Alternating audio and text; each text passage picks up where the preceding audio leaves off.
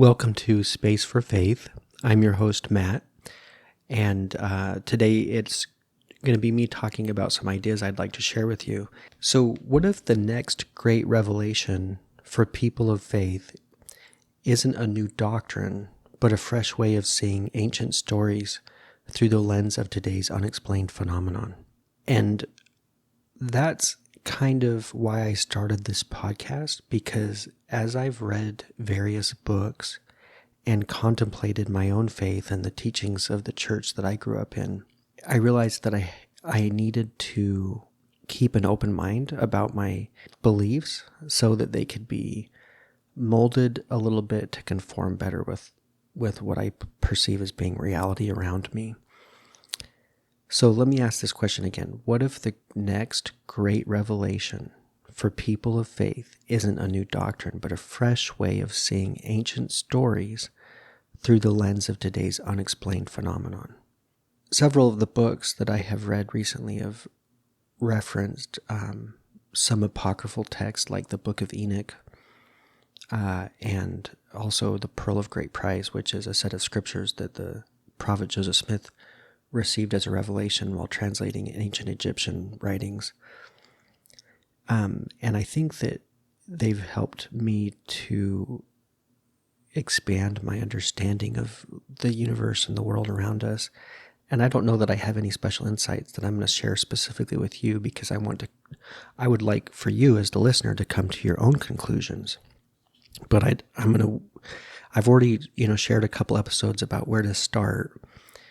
Well, there's a specific message that I want to try to lead some people to. And so in today's episode, I'm going to create a roadmap for some interesting ideas that I think really challenged me and could really challenge you and open your perspective to tweaking a little bit the way that we look at the world today. So I'm going to recommend 3 books specifically, which I've already recommended in the past. So if you've read them, maybe I'll just bring your attention to some things within the books. And then my invitation is to try to see what threads these books together, and what do you think of how these books relate to each other. So, and I think at first glance, you might be like, how do these books thread together? If you haven't read them especially, you may feel like there's kind of an outlier in the books that I'm going to recommend. But the first book is the book Communion by Whitley Strieber.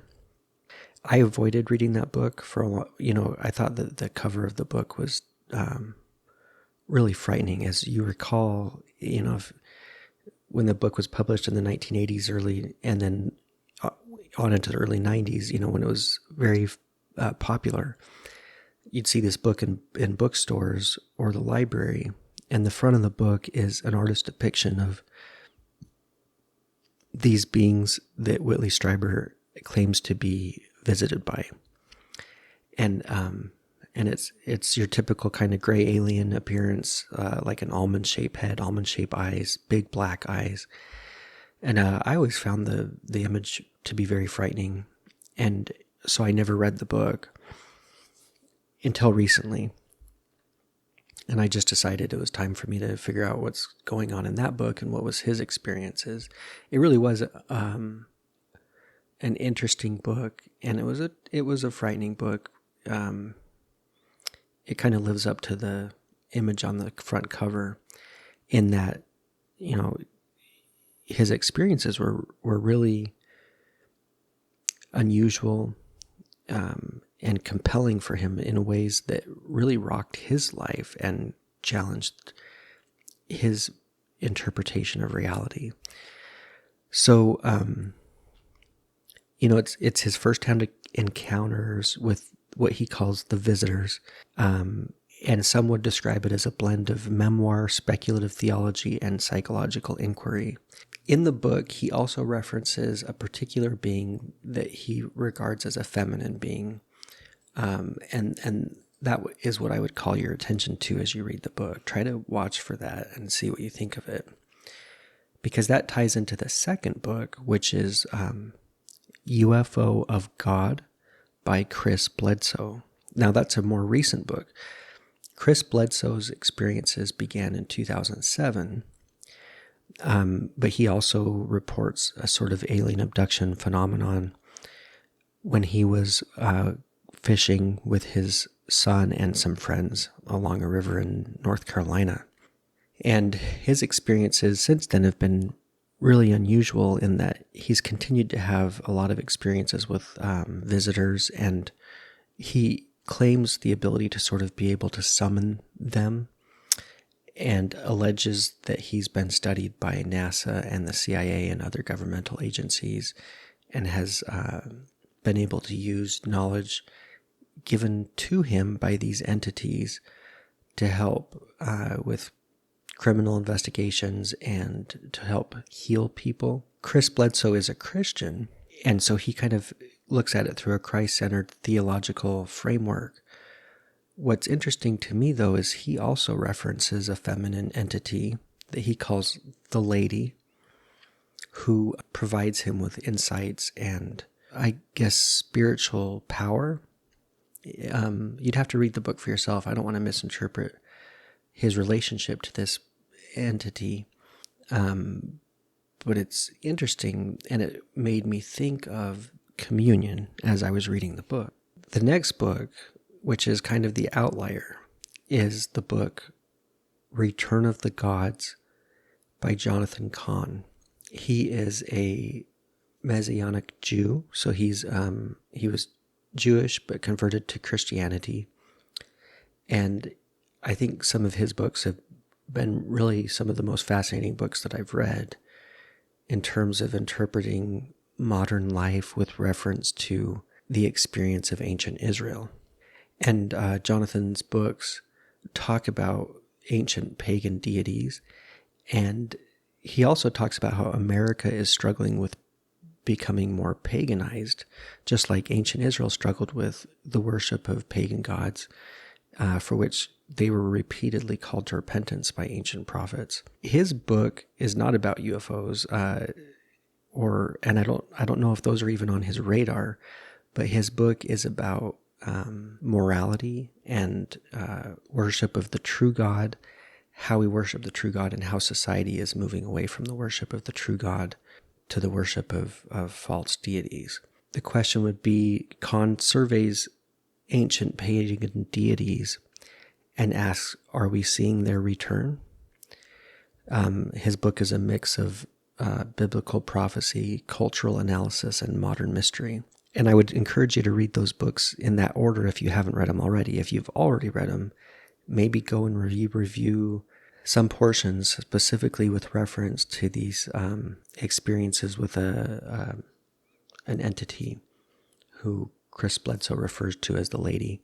I'm being a little bit, cagey in terms of sharing exactly what my perspective is, and I apologize to you who may find that frustrating, but I don't want to draw any unfounded conclusions. My thoughts have been tied together in a particular way, and I feel like I'm probably in my brain like you have those kind of societal, what am I trying to say, tropes where, in a mystery television series or movie, the investigators go into some guy's apartment and there's like all these things stuck to the wall with like yarn tying them together in some weird web.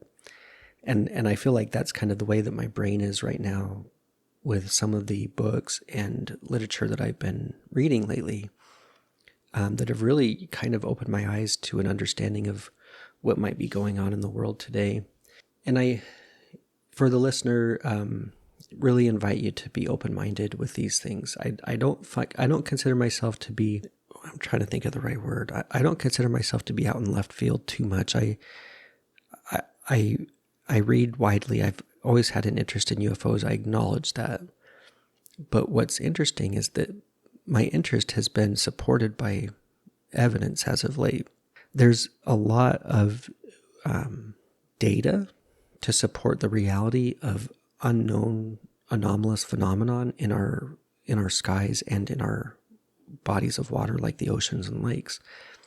And this is not something where it's just like lots of people have said it. This has been corroborated by radar, visual systems like forward-looking infrared, and video, and I think other types of spectral analysis. So what I'm saying is there are objects that have been seen by people that were anomalous, that were corroborated by radar data and filmed. This is not something where we just have lots of stories from people who were out fishing and drinking beer and claim to have seen something. And I'm not pointing towards any particular story, so I hope nobody takes offense to that. But there's a reality occurring that involves anomalous phenomenon. And so the question would be, what is it, and is it important to us or not? And I actually argue that it is important, and I don't know exactly what it is, but I'm starting to have some ideas. What comes to my mind as I'm talking about this is there's also another book that I would recommend. If you read those and you're still interested, you might go on and read A Remnant Shall Return by Michael B. Rush. Now, his book is obviously written from the perspective of a member of the Church of Jesus Christ of Latter-day Saints, and is rooted in the theology and cosmology of that faith. So it really speaks to me because, of course, I'm a member of the Church of Jesus Christ of Latter-day Saints. But I think that his ideas are compelling and tie into these other books also. And so what I'm suggesting is there's a thread tying together these topics. And I think it's an important thread as I've started to feel concern that there might be challenges to our faith in Jesus Christ in coming days. What evidence do I have to support that? Well, in general, there's just increased secularism, if that's the right word. The world's becoming increasing secular, less religious, or people describe themselves as spiritual but not religious. And one would ask, is that okay? Or are we just becoming more mature? I would argue that based on what I've been reading and thinking about, and I just feel concerned that I don't think that just spirituality without a specific theology is helpful or beneficial in the eternities. I think there is a truth. And as some of my past guests have said, there's, all truth can be circumscribed into one great whole. And truth is a knowledge of things as they are, and as they were, and as they are to come. So there really is a truth. Just because our perceptions of reality around us may not conform to truth doesn't mean that there is not an actual truth, an objective reality. And I believe there is an objective reality. And I also believe that I'm coming to better understand that, although I don't think I'm even close to being there. But I do believe in Jesus Christ. I believe that faith in him is important. I believe that he will return to the earth.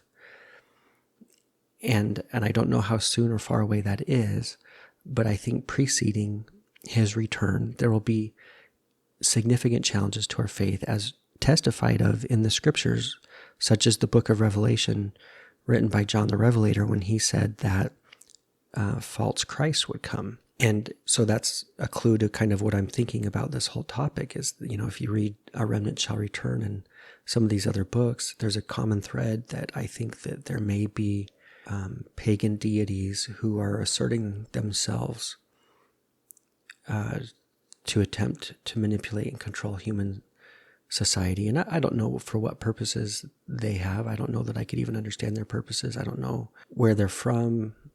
But I used, when I was younger, and we would talk about pagan deities, like in seminary or Sunday school, I just thought, well, of course they're not real. Why were the ancient Israelites worshiping just wood or stone? But what I'm recognizing is I think that it's possible that the ancient Israelites were not unsophisticated, and actually there was a supernatural power behind these false traditions and errant rites of worship that they participated in. That there was a supernatural power not of God that reinforced their behaviors and caused them to feel that they were actually receiving benefit and doing something worthwhile. And I myself need to be careful not to worship false gods. We sometimes think of that symbolically in terms of worshiping wealth or power or lust or whatever temptations and addictions we experience in the commonly, and as human beings in this fallen world. But I think that I may have been incorrect in assuming that it was all symbolic or metaphorical, or that that these pagan gods did not exist in reality. I believe that Jesus Christ is our Redeemer and Savior, and that He has authority to direct His work on the earth and amongst mankind, because we're children of God. And Christ, being the only begotten of the Father in the flesh, and chosen from the foundation of the world to be our Redeemer, is attempting to preserve our souls unto God the Father, the Most High God. And that's what I believe. And you can choose to believe what you will. But I think that it's interesting, the books that I've read recently, how they've helped me to understand some things that I had questions about before, such that my faith has actually, I think, been strengthened in Jesus Christ. And so I'm not trying to set myself as a light to anyone. I do want to make that clear. Like, I am not a prophet. I am not a preacher. I'm not a pastor.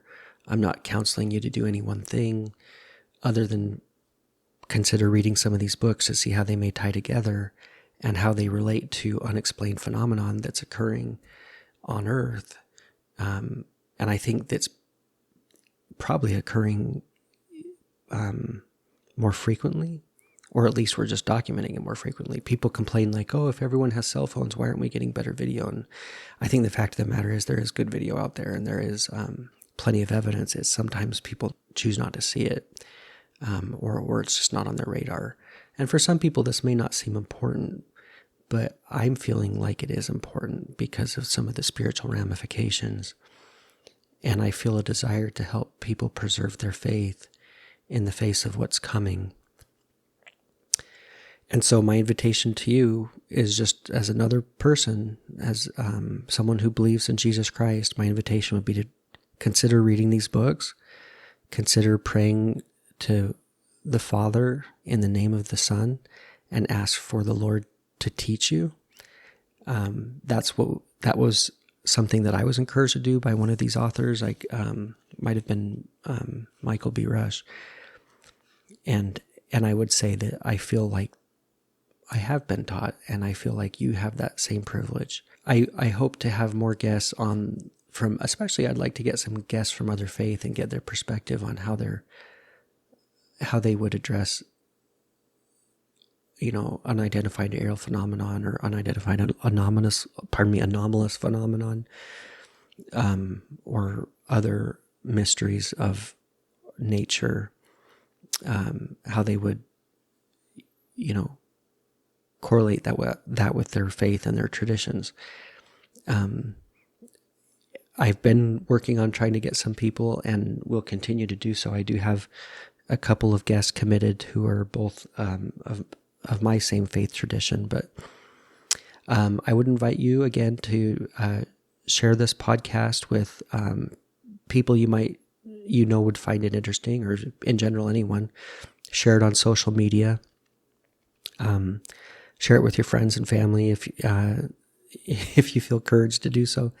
And I also invite you to visit my blog, which is uapactionplan.com. It's all one word. There's no spaces. Nothing's capitalized. It's uapactionplan.com. And then you can reach me via email at blogger@uapactionplan.com. blogger@uapactionplan.com. And I'd be, welcome if there's any of you who are listening that would be interested in being interviewed or sharing your thoughts about faith and spirituality and how it intersects with, UFOs and aliens and space topics, shoot me an email, and we could try to set up a time to do that. There is a podcast guest agreement that I ask people to sign, just so you're aware. But it's a real simple document, and I unfortunately don't have money to reimburse anybody for being on the show at this time, but I do want to get some people on who can share their insights with others who are interested in listening. So this has been Space for Faith. I know this was for me, this was an interesting show because I've opened up a little bit about some of my thoughts, more so than I have in others. I've tried to tell you what you can do to understand my frame of reference and also to maybe come to some of your own conclusions about what's going on around us. So again, please consider reading the book Communion, UFO of God, and then Return of the Gods, and pray about these things and ask for guidance from the Holy Spirit. And I believe that God will teach you. And I think that it's important that we strengthen our faith and I do believe in Jesus Christ. And I think it's important for me to strengthen my faith in him and come to know him in preparation for his return. I don't know if that will be in my lifetime or not, but whether it's in my lifetime or not, either way, I think that coming closer to God and understanding him better will benefit me regardless. Please share, please like, please comment, reach out to me at blogger@uapactionplan.com. You can read my blog at uapactionplan.com. I hope that you have a great day, and I'll try to get these other guests interviewed and on the air soon. Thanks for joining me. This is Space for Faith with your host, Matt. Thank you for listening. Editing was performed by your host, Matt. Web hosting is by Spotify for podcasters. The intro music was Here For You by artist Ketsa, and the outro music was Quiet Outro by Rozakal. Both are licensed free to use with attribution and were found on Free Music Archive.